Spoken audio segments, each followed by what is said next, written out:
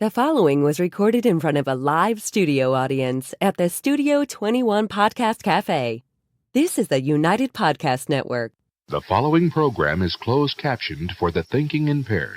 By tomorrow, I will rule the world! You think he's gone? He's not gone. That's the whole point. He's never gone! Is this some radical new therapy? You see? Well, I must have not been paying attention when you were just talking to me. Do you think that you could repeat the question? And I listen more attentively. You would think after 7 years I would have this down by now. There must have been something in all of Negative. that. No? Nothing wasn't quite Come on now. so easy. And I must have missed something when you were just talking to me. Because it helps to get here a little bit earlier than 2 minutes before we go on the air. Yes, that is generally quite helpful. All right, so this finally came out. I feel like my whole life is being held together by duct tape. Like everything I do is like last minute. Everything I do is like I'm just barely making it to everything. There must have been something in all of that nothing that dropped me like a Talked to Melvin Taylor this week. Oh yeah, how's Mel Yeah, he's doing a little bit better, but I'm still concerned. Okay. I don't think he watches the show though. We gotta get him to start doing that. Since he's got so much downtime these days. It's driving me out of my mind. All right, what do you think? Should we get the show on the road? So much to get to today. Yeah. Probably bring up my notes too. That might be a good idea. Hit the sponsor. Right.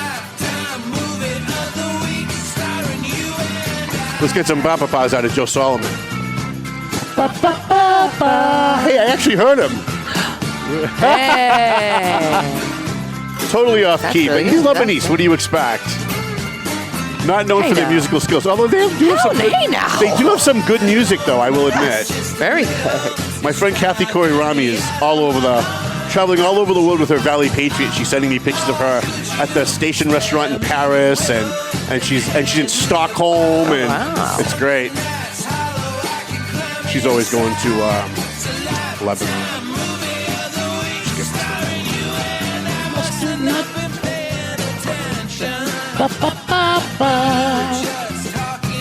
All right, I know I'm stalling here, but I'm trying to get something going. All right, let's get this show on the road. Hi, how you guys doing? My name's Tom Duggan here with the Paying Attention Podcast. Hi atop Two Guys Smoke Shop at the Studio 21 Podcast Cafe. I think this is our last show of the year. Am I right about this? Because we have no show next week, yeah. I think, right? Because next week is Christmas. Yeah, So Merry Christmas to everyone. It's kind of weird that Hanukkah this year, last year Hanukkah was, I think, the 7th of December.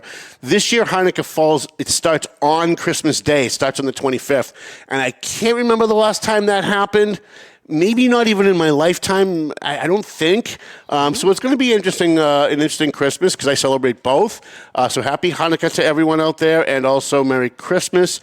We celebrate both holidays in my family, Chrissy. We celebrate Christmas, and then to celebrate Hanukkah, I return all the gifts. I like it. Jeez. I stole that from a comedian, and I thought that would get a much bigger laugh out of people than it did. Want to do a little bit of house cleaning before we get to our guest today. We are going to have our yearly panel discussion with local police chiefs about the opioid crisis. Yes. We are going to talk today a lot about that, but I think instead of doing it on next week, so we usually do it the last week of December, because that's my anniversary, by the way. It's going to be our 7th anniversary. I should have asked Dave. He was downstairs when I came in. It's before my time, folks. It's Right, not my fault. yes. But we are lucky to have you for sure. Oh, thank you. And all my other producers were great, but you are definitely far and away above and beyond. So where was I? I've lost my train of thought now. I feel like I'm in a poker game where everybody's just kind of talking about different things at the same time. Yes, so normally what we do is on our anniversary show, which is the last week of December, and I think this is our 6th anniversary, It's definitely my 38th anniversary doing radio, doing the show, but it's our 6th anniversary doing the podcast. Usually we have the police chiefs from the different communities. Usually we have like Lawrence, Methuen, North Andover, and every once in a while my buddy Chief Ryder from Boxford sits in, even though like a crime spree in Boxford is like there's a cow in the road. And that's what everybody talks about all year. And by the way, thank you, Chief Ryder. I'm going to keep just doing a bunch of things here. Thank you, Chief Ryder, who every year at Christmas time, they do a toy drive in Boxford. But there are no poor people in Boxford. So what do they do with the toys? He calls me and he says, Tom, I know you do a lot of work with Carrie at House of Mercy, and I know you do a lot of work with Michael Gorman over at TMF. If I drop off like 10 bags of toys, can you make sure they get into the hands of kids that really need them? And he does. He shows up at my office with bags and bags and bags and bags of toys. In fact, we still have a bag left over from last year that we're going to try and get rid of this year. And then I bring them over to Carrie at House of Mercy. We give them to TMF at Mike Gorman and Nancy Gorman. And we get them into the hands of families that we vet. We don't just give them out. We don't just say, hey, if you need something, come get it, like a lot of places do. And I get it because it's an overwhelming task. We personally vet families that we know need it. We go talk to them. We visit them where they live. We find out what they really need. We assess them. We talk to people that know them to make sure that they're not grifting, because there's a lot of grifters out there. A lot of people getting free stuff pretending that they're homeless or pretending that they're poor, and they're really not. And we find those families that actually do have a need, and we get them into the hands of those who need them. And please don't email me. Please don't come on my Facebook page and thank me. I'm only the delivery guy. It's Chief Ryder in Boxford that actually makes all of that happen. And not just him, it's him and his crew at the Boxford Police Station. But every year at the end of the year, we usually have 3 or 4 police chiefs here, and we talk about the opioid crisis, and we pull up the numbers, and we compare them from the year before. Last year, we didn't do that because of all the stuff that was going on with my medical situation. This year, I think we're going to do it the first or second week of January. And I do have a commitment from Methuen Chief McNamara, and I did run it by Lawrence Chief Melix Bonilla, whom I've known so long, it's ridiculous. I've known him since I think I was in high school when he first got on the department. So it's good to see him as acting chief in Lawrence. And I'm going to try and, I think, maybe get Chuck Gray, because we do have a little bit of crime in North Andover. We do have some low-income housing areas in North Andover, which is generating a lot of crime in the town. Well, it's a lot compared to previous years, but not a lot compared to Lawrence, for sure. So anyways, that's what we're going to do for December. For January, wow, just let my brain catch up. That's the problem. It's lack of coffee. I got up this morning, and I had no Cafe Bustelo, and it's freaking my brain out. All right, so that's that. There's been a recent Supreme Court ruling. We're going to talk about that a little bit after we introduce my guest. I want to thank our sponsors real quick. I'm sorry, I should have done that at the beginning. Century 21 McLennan Real Estate, the Zanny Pesci Law Office in Methuen. They handle bankruptcy, so if you're thinking of bankruptcy, this is the time to do it, right? The Marsan & Son Construction, EIS Investigation and Gun Training. By the way, thank you to my friend Joe Solomon. We hired EIS about 6 months ago to help me deal with my legal issue, to do investigations and to surveil people with video, and it has been tremendously helpful. We have so many weapons in our arsenal now to help us going forward if we have any more legal issues with those people we were dealing with, that we have so much video stuff right now that it's really gonna it's almost making me impervious to any kind of issues with those people. So thank you to Joe, thank you to EIS. They do great work, great surveillance work too. I don't know how you guys got some of that stuff. Marsan & Son Construction, we mentioned that. Bonfire Wellness Center, Tomo and Shaken Seafood, Clear Path for Veterans New England, AFC Urgent Care. By the way, going back to Clear Path, I want to thank everybody at Clear Path for helping TMF and doing a panel discussion this week on homeless veterans. That was really helpful. We said AFC Urgent Care, Pleasant Valley Landscaping, Contractors, Prime Insurance, the Doug Mercurio Law Office, Chris's Barbershop, who's here with us today, Enterprise Bank, which hopefully I'll be drinking my coffee out of in a few seconds. Who did we leave out? W3ON Website Design Services, Stadium Chiropractic, Peralt Chiropractic in Methuen, and AJ Goodwin Plumbing. Wow, if that list gets any longer, I don't know what it's going to be. Okay, show's over. Thanks for coming, folks. Good night.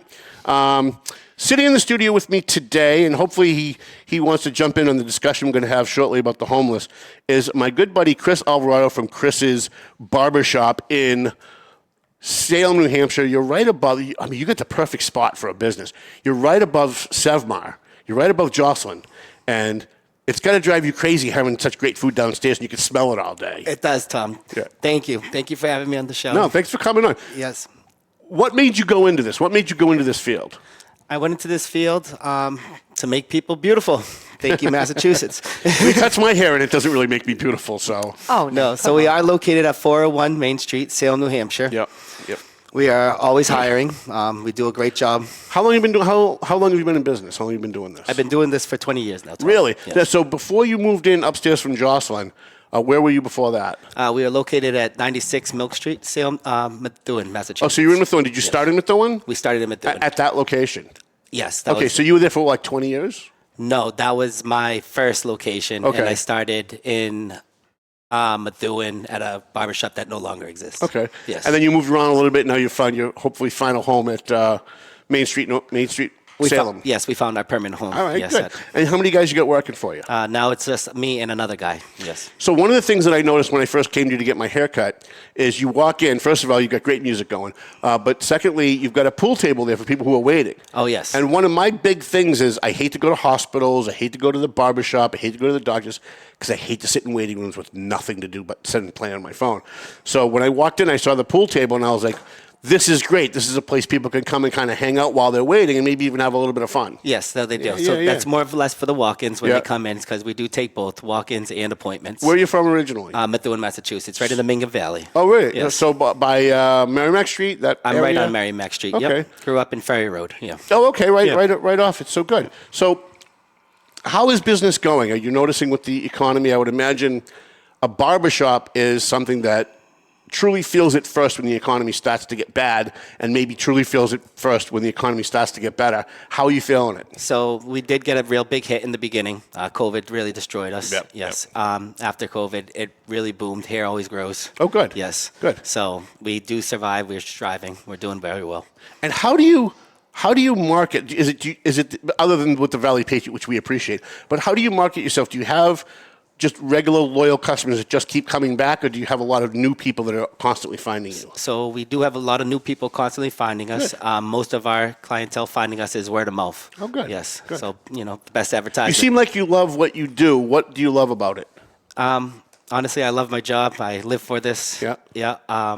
What do I say? Is it the one-on-one with people, or is it just being able to craft? I love to be able to craft Yeah. it. But the one-on-one with people that's what I do. I find most people who love what they do, because I truly love what I do. I find people that love what they do, no matter what it is, it's because they feel like they're crafting something. They feel like they're putting their creative edge onto something that they enjoy, and that brings it from liking doing it to loving doing it. And I kind of see that in you. So a lot of people see that. Yes. Yeah, I love my craft. I am an artist, and you are the sculptor. Who's the other guy that works with you? His name is Chris as well. So he's the guy that did my hair last time I came in. Yes. Now, I'm going to come by for my haircut after the show.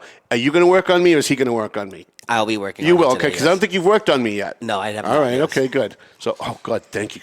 Do you want a cup of coffee? Oh, you have one. I have one, thank you. Okay, good. And Joe's all set. Was Joe? Oh, he already left us. All I right. got here early and got coffee. I know. You know what? Listen, I got here 2 minutes before before the show started. I just had to give you a hard time. It was a rough morning. As I'm on That's Facebook, okay. thanking God and thanking the world for being alive, Good I'm job. struggling to breathe. Going, oh my God, this is going to be one of those days. So I'm grateful. Oh, and let's talk about that just real quick. Yeah. What do we got? Today's the anniversary of the day. A year ago today, I got a phone call from Dr. Majid's office at Beth Israel in Boston saying I was cancer-free. And after Congratulations. everything that I went through last year, it was what was really difficult, Chris. So I was in a coma for 11 days. I was in the hospital for 34 days. I was at Hannah Dustin Rehab for about 14 days. I had to relearn how to walk. They told me I might never walk again. They told me I'd never be able to write my name again. They told me I'd never be able to tie my shoes again. And as I'm at Hannah Dustin Rehab, and I'm going through all of that, and I'm trying to walk, and I'm determined every day that I'm going to walk. That had to be like the first thing. And then the day before that, I learned how to walk a little bit on my own. I couldn't do it without a walker, but I was doing it. I learned how to write my name again. We actually published a newspaper, the September edition, while I was at Hannah Dustin. And then the day before they discharged me, an oncologist showed up in my office. It was my office technically, right? In my hotel, in my hospital room. And he said, we found cancer in your upper right lobe. And while you were in the coma, we did some tests and we found it in your upper right lobe. And the funny thing was, it wasn't there when I went in. It wasn't there when they admitted me. So it had formed while I was in the hospital. And thank God that actually happened that way, because we went to Dana-Farber. Like the day after I get discharged, I went home. I crashed for 24 hours. The next day, went right to Dana-Farber, right to Beth Israel in Boston. And it was tests and scheduling radiation and all that. And then, so I went into the hospital on August 28th. And on November 19th, I finally got the call, you're now cancer-free. And so today is kind of like my birthday. I kind of feel like I've had a year of life that I probably shouldn't have had. Well, congratulations. So yeah, so I want to thank Nancy for saving my life and Joe for being by my side in the coma every day. Yeah. Every day, my friend Joe Salem was by my side, and really only 4 people knew. There was maybe 5. I think my sister Kiana knew, but really only like 4 people knew what was going on, because I have a lot of enemies. And, you don't want them trying to take advantage of the situation that I'm down. Absolutely not. You know what I'm saying? So I want to thank everybody for that. And it's a good day. It's a good day today, even though I'm kind of struggling to breathe. I'm breathing. That's and right. I'm walking, and I'm here. And so thanking God for that, and thanking everybody who helped out, and just happy to be here. Chris, you... have you been keeping up on any of the news that's been going on with the homeless? Do you mind if we have a little conversation about that? I have not been keeping up, but we could definitely talk about it. I know you're somebody who really cares about the homeless. I know you've given. So I give a lot back to them. I know you do, and I really appreciate that, which is why I'm glad you're here. So for those at home who don't know, and let me bring it up because I don't remember the name of the decision. Not to derail you, but just yes, in the chat we have a Chris Pickle saying, "Yeah, go Chris, best barber around." Really? How about that? Just saying, there's some shout outs in the chat. Thank you, for Chris. Right. Let me see. Let me just pull this up. While you do that, I'm going to remind everyone really quickly yes, that please do. tonight, Sadie's Bar and Grill in Salem, New Hampshire. This is tied directly to Isaiah 58, a charity near and dear to our hearts here. Yes. So this month we have been raising money all month for Isaiah 58 because they're going to be doing their normal getting presents and stuff for kids for Christmas for less fortunate families. And for also, Isaiah? Yes, for Isaiah. I love Carrie Clockwise. She's one of my favorite people in the whole friggin' world. So they will be doing their normal, doing presents for kids for Christmas this year, and I believe also their efforts for the homeless always. So encompassing all of that at Sadie's Bar and Grill, we've done a number of different charity events, but tonight specifically... if it was tonight, I would go. If it was tomorrow night, I could go, but tonight I can't. Tonight specifically is jackpot night. It's the last night of the month, so we're going to take a big push of donations, things like that. Can I make an electronic donation? I know nope. I asked this once before. Nope, you got to come there and play. It's music bingo. Okay. You want to help? Come down there and play. And tonight there is $700 cash to be won, which is what I'm trying to say. Which means she'll get 700 because it's a 50. It's a split, right? That's not what that means at all. So don't worry about that, folks. Tom doesn't know what he's talking about. Charity is going to make even more money than that because that's what we do for charity. Okay, but right. Your share of it tonight could be $700. There is 5 different prizes and $700 in total to be won. Sadie's Bar and Grill, Salem, New Hampshire. Get in there. It's going to be packed. It's all Christmas themed because, come on, it's next week's Christmas. So, yeah, get in there. You're helping a good charity. By playing, that's how we raise the money, and by donation. All right. So it's $10 to play. Fair enough. So the Supreme Court rule, how do you go from that? All right, thanks, kids, and thanks for coming. That's all right. That's it. End of the show. It was a really important one tonight. I was trying to buy you time. One of these days, I'm going to say that's the end of the show, and I really am going to just cut it off and go. I was doing the producer's job. You were lost in your life. You did a good job. Mr. Jonathan used to do that too. I really appreciate that from a producer. That's the difference between a board op and a producer. Yeah. Right? When I was in radio, I had guys that were board ops. They just ran commercials, and they'd be like, "Oh, I need to get paid more money to produce your show. It's so tough." And I'm like, "That's because I asked you to produce." Yeah. And there's a difference between producing and being a board op, and I appreciate it. I feel like I should have a shirt there. That I don't think I'm a producer. I think my shirt should just say, I'm not a producer. I'm just a very over-opinionated board operator. Anyway, that's as you perfectly were. fine. So there was a Supreme Court ruling recently called Grants Pass versus Johnson. And the Supreme Court ruling basically said this. By the way, in fairness to the Lawrence police, they got it wrong when they were speaking to the city council. I think a lot of people misunderstand what the Supreme Court does. The Supreme Court doesn't say you can do something, you can't do something. They say whether it's constitutional or not. And so the measure before the Supreme Court was in Grants Pass, and I think Grants Pass was, I don't want to get it wrong, but I don't remember. It might be it might be Grants Pass, Michigan, but please don't hold me to it. In a community named Grants Pass, they decided they were going to pass an ordinance that said homeless people can't sleep out on city property. And their ordinance that said that was challenged before the Supreme Court as unconstitutional. Homeless advocates, such as myself, were saying that you can't restrict homeless people from public property. It belongs to everyone. And if they're homeless, where the hell are they supposed to go? And the Supreme Court, in their infinite wisdom, ruled that, yes, a community it is not unconstitutional for a community to pass a law saying you cannot sleep on public property. You can't set up tents on public property. Now, just because the Supreme Court said that it's not unconstitutional to restrict someone from doing that doesn't mean that you have to do it, and it doesn't mean you should do it. However, in the meantime, especially here in the Merrimack Valley, Lowell has since passed a tent ordinance, an anti-tent, anti-encampment ordinance, and they started bulldozing and sweeping areas where the homeless have been, anywhere that's public property. And in fact, they're even sweeping places that are not public property because a lot of people don't know their rights. And homeless people, for sure, don't know their rights and don't know what some of these legal decisions really mean for them, and they have nobody to advocate for them. Lawrence is now looking to do the exact same thing. There's a measure before the Lawrence City Council, which shame on the Lawrence Homeless Coordinator for supporting. She got up at a recent city council meeting and said that she, quote, 100% supports this ban of tents on city property. Now, I get the frustration, and I'm sure you do too. I get the frustration of businesses and homeowners and residents who have to deal with people who are homeless, who are panhandling, making the neighborhood look bad, maybe defecating in doorways of businesses. I get that, but those are separate things. So what Lawrence is looking to do is they're looking to pass this tent ban. They're looking to mirror what Lowell is doing. And they're going... the homeless coordinator in Lawrence posted on Facebook that no one is being arrested. That's what she posted. That is incorrect because Morris Aguilar, the captain in Lawrence, said specifically at the Lawrence City Council meeting that they're going to offer people services, and if they don't take those services, then they're going to arrest them. That's what he said. He said they're going to lock them up. They're going to try and get them off the street. They're going to try and sweep the encampments. They're going to bulldoze the encampments. But if they return, they will be locked up. That's what he said on video at a city council meeting. And then the homeless coordinator in Lawrence went on Facebook and said, quote, no one's going to be arrested. It's rumors. It's a lie. Well, it's not a lie and it's not rumors. I don't know what the answer is, Chris. I don't have all the answers, and I don't want to pretend that I have all the answers. But I do know this. We've tried this before.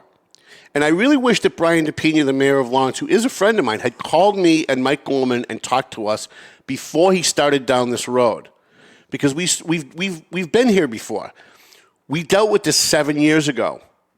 It was called the Dan Rivera Plan, when Dan Rivera was mayor of Lawrence. And he decided right before election time, which, by the way, it's right before election time again. Isn't that weird how that always kind of... Right before election time, it always seems to happen where... Get a little crazy out there. They go in there and they bulldoze the tents and they move people along, and then they say to the people in that area, see, look, we cleaned it up. And then when the election's over, everybody goes back to where they were, and they pitch up more tents, and they set up more stuff, and then it goes back to the way that it was. So I understand that this ordinance they're proposing in Lawrence, which mirrors the Lowell plan, would prevent that from happening after the election. And my understanding, Chris, is that what they're doing is going to help some people. I don't want to say that it's not. I'm actually a fan of some of what they're doing because they are forcing people who are homeless to make a decision. And that seems to be one of the hardest things to do with homeless people, to get them out of the rut that they're in. I would say, in my estimation, about maybe 20 to 30% of the people on the street don't want to be there. They really want help, and they don't know how to get it. They don't know how to ask for it. They don't trust anyone anymore. And after what the Lawrence Homeless Coordinator has done to them, I understand them not wanting to trust anybody. She's made it so much worse for all of us who are out there doing the real work without getting paid, by the way, unlike the Homeless Coordinator in Lawrence. But I understand that some of them need that motivation, and some of them are going to get the help. Mm-hmm. And the sweeps that are happening and the services that are being offered to them. The real problem, Chris, is, the homeless coordinator and even the police said at that meeting that, we'll just get them into housing. We'll get them into a shelter. There is no room in the shelters. There's only one shelter. There's only one shelter in Lawrence. It's Daybreak, right? Yes. And I know you've helped Daybreak in the past. Daybreak has a capacity of 35. They're at 55 over capacity every single friggin' night. And there's 300 people on the streets of Lawrence. The shelter in Lowell is at capacity every single night. The shelters in Worcester and Boston are at capacity every single night. So where are they going to go? We're going to build those tents. We're going to, by the way, take what little... It's a revolving door. Right, what little belongings they have, by the way. I don't think most people realize when a community like Lawrence or Lowell goes in and I say bulldoze as not using an actual bulldozer. Clean up. They're gonna sweep through. They're gonna get rid of everything. They take the tents and all of the belongings, the few things that these people have that belong to them, the few trinkets that they have, right? The few belongings, they take them, they throw them away, right? And so now they've got nothing again, and they're starting from scratch again. What little they had is gone, and then they move over to another area and hope not to be found. And yes, some of them are going to get some help, and that is going to be a huge positive impact on the community. But the vast majority, the 70% out there that don't want the help, that only care about getting their next fix, that don't want to go to rehab, that don't want to be in a shelter. And let's face it, Daybreak is a great shelter, but a lot of shelters out there, they're not so good. I mean, women being sexually assaulted in homeless shelters is a story that we hear almost every day. Every day. And not in Lawrence. I know Daybreak is very secure. I know people that work there. In fact, my roommate Bob works there. Yeah, just in general. But in general, you talk to people from Lowell, you talk to people from Worcester and Boston, women being sexually assaulted in homeless shelters on a daily basis. And no one's going to believe them because they're a vulnerable population that has legal issues and drug issues and issues with lying and telling stories. So they become the perfect vulnerable patsies for men to prey on them or to criminals to prey on them. One of the things, Chris, that Captain Aguilar said at that city council meeting was very interesting that he said it out loud. He said that actually I think it was Lieutenant Fleming who said that the homeless in Lawrence commit the vast disproportionate amount of crimes that occur in the city. However, the homeless are also the vast disproportionate number of crime victims in the city. So the homeless are committing the crimes, but they're mostly committing them against other homeless people. And so you've got people who have nothing attacking people who have nothing. And when you're dealing with that kind of a population, you put them all together in a shelter all at the same place, it's going to cause problems. I know even Karina over at Daybreak has problems from time to time. She's very strict, though. I mean, you don't get away with anything at Daybreak. But a lot of the other homeless places are. And I don't know. I don't know what you think about all this, if you have any thoughts about any of this, but... sometimes I sit here and I feel like I'm talking to myself because I am. No. So I'm always interested in what other people's thoughts are and what other people's maybe possible solutions are or maybe observations that you have that maybe I haven't thought of. Oh, I really wish I could go on this topic, Tom. It's tough. I think this is a revolving door. If they do the... I don't really know what to say on it. All right, okay, Yes, well, thanks for I'm coming. Sorry, guys. I'm just here to promote. So I'm here at Chris's Barbershop, 401 Main Street, Salem, New Hampshire. Listen, I wanted you here because you've been so good to me, and I wanted to try and use the show to kind of promote you as much as I can. Please. And as we're heading into the holiday season and the winter season, it's going to start getting very cold. And I feel so bad for those people that are on the streets that won't come in. And, the attitude among a lot of the people who are supposed to be in charge of helping the homeless is somewhat disgraceful. Their attitude is don't help them because if you help them, it enables them and they won't come in out of the cold. But I got news for you. When we had that 4 days, that last 2 Januaries ago, we had 4 days in a row that were under 2 degrees below zero. In fact, I think the coldest it got was 11 degrees below zero one night that we were out there. I remember that. And the Lawrence Homeless Coordinator and the Mayor of Lawrence set up a warming shelter at the Lawrence Library. And the Lawrence Homeless Coordinator told TMF in front of me, don't bring them hot chocolate, don't bring them blankets, it'll force them to come here. Now, I understand that way of thinking, it's just wrong. I'm not attacking her for thinking that way. It just shows an experience with dealing with that population. Because 70% of the people or 50% of the people no matter whether you bring them a hot coffee or not, whether you bring them a blanket or not, are not coming in because they don't trust the government. They don't trust the city. They don't trust the government. When you go in, you've got to sign in. They have to identify you. Some of these people have warrants. Some of these people are hiding from people. Some of the people on the streets are women, battered women, who are hiding from abusive husbands, who are trying to kill them, who are actively out searching for them every night trying to find them. And when we announce there's a warming center somewhere, well, where do you think the guy's going to go look? He's going to go there to look. Of course. So you have a lot of people for their own reasons who won't come out of the cold, no matter what you do, whether you bring them a blanket or not. So we were very offended to hear that, but I give her the benefit of the doubt that she just didn't understand.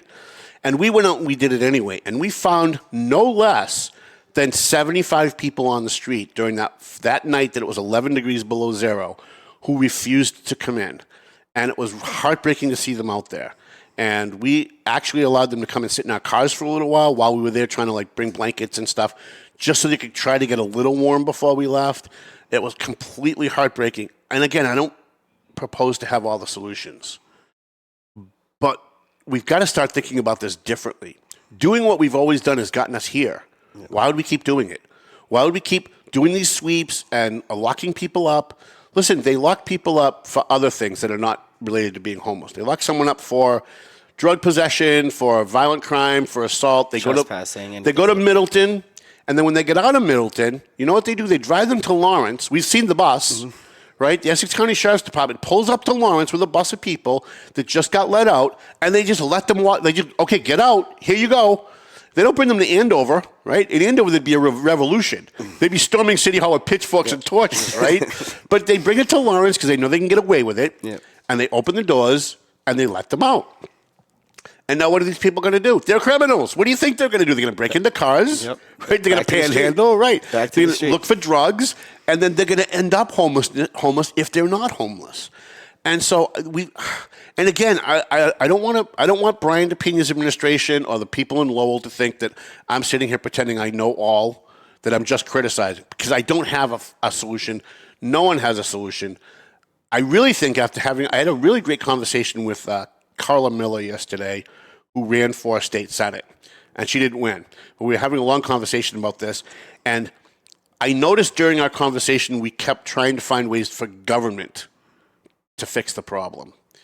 And it occurred to me that maybe, just maybe, that's what we're doing wrong. Because TMF has nothing to do with the government. They don't get any government funding. They don't get any grant money. They've applied several times, but they don't make the right contributions, so they don't get the money.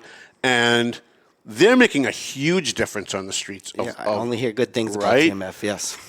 Maybe government, as Ronald Reagan once said, is not the solution to the problem. Maybe government is the problem.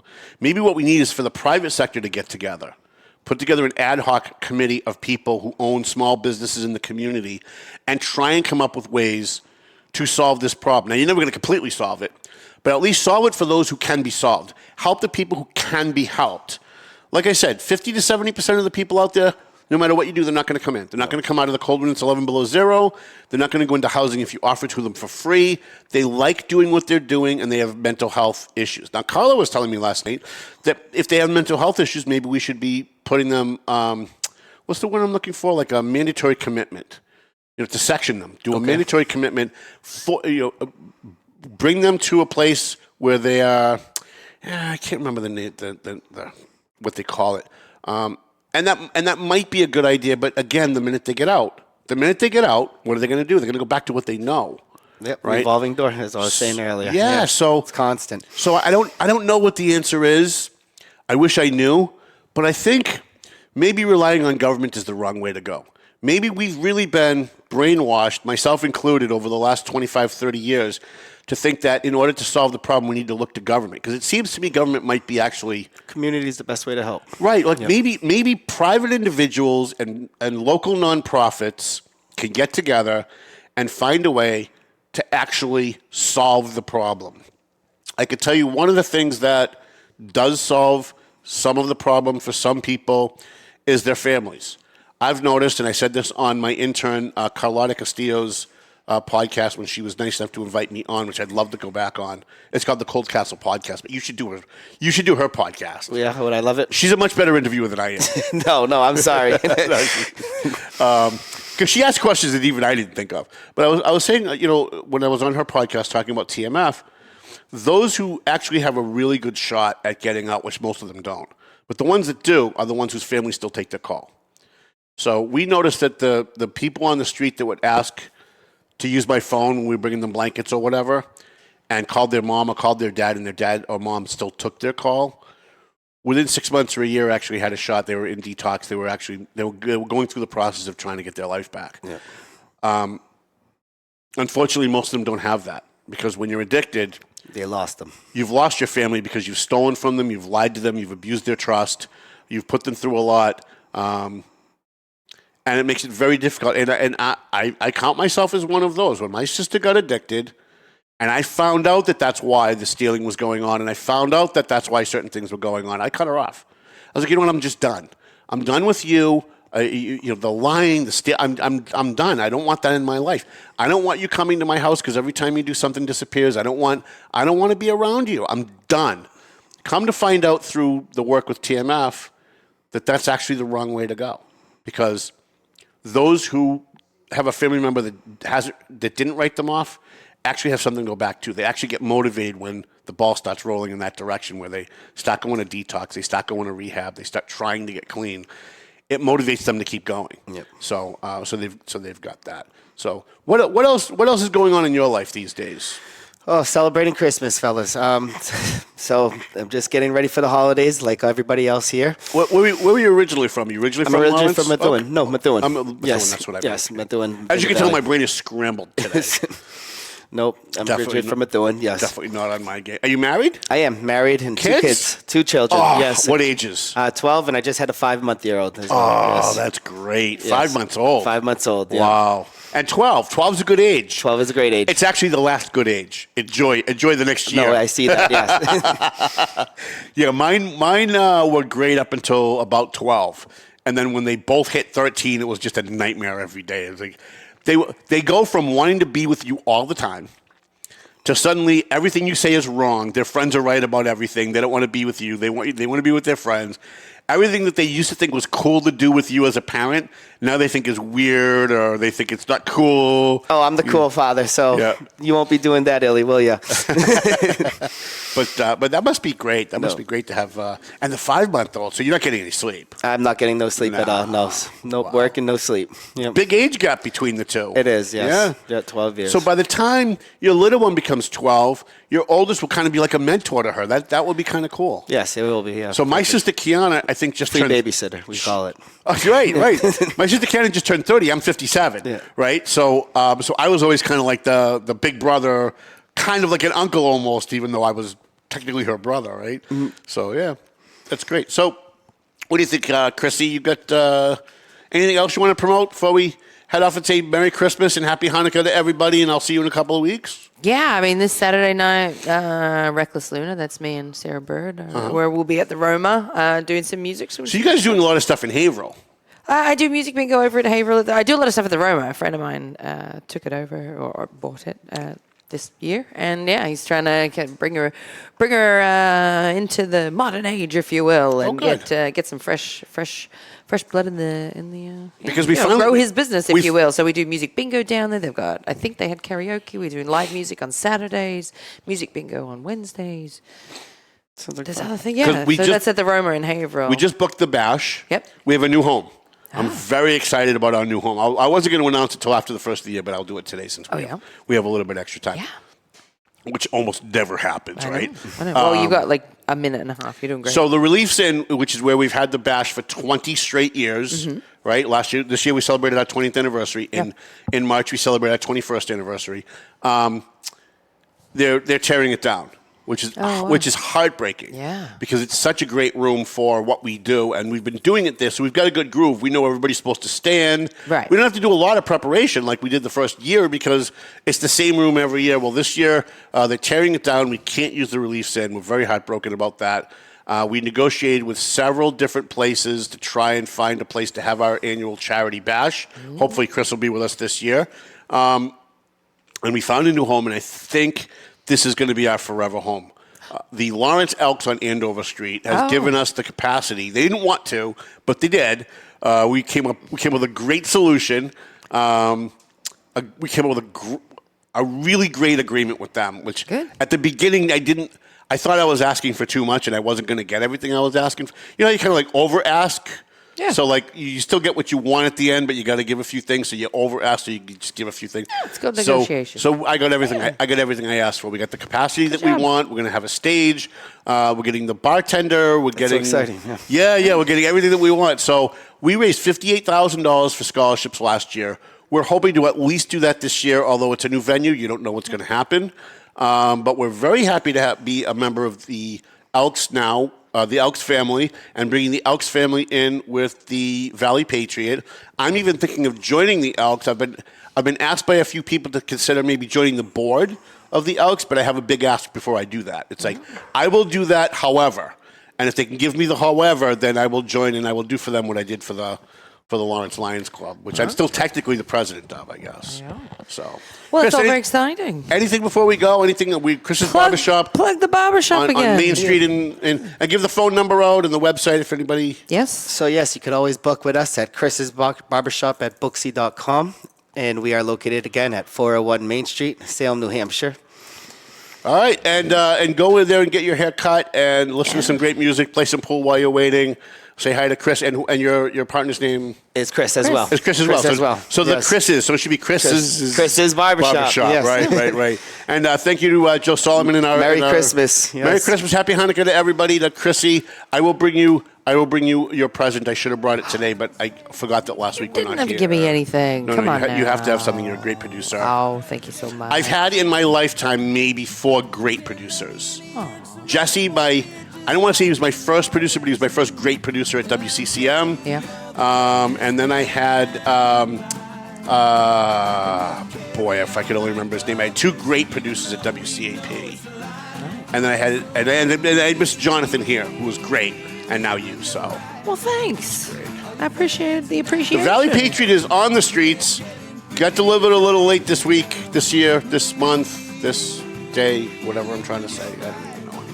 Congratulations on 1 year of being cancer-free. Yeah, right. Thank you for having me on the show. Oh, listen, thanks for coming. I know it's probably kind of boring, just a little. No, it was very interesting. Sitting here listening to me talking half sentences for 40 minutes. I'm involved, so this is why I'm here. No, thank you. I want to thank AJ Goodwin Plumbing, Perot Chiropractic, W3ON Enterprise Bank, soon to be Rockland Trust. We're going to give them a shot at Rockland. We're going to give them a chance.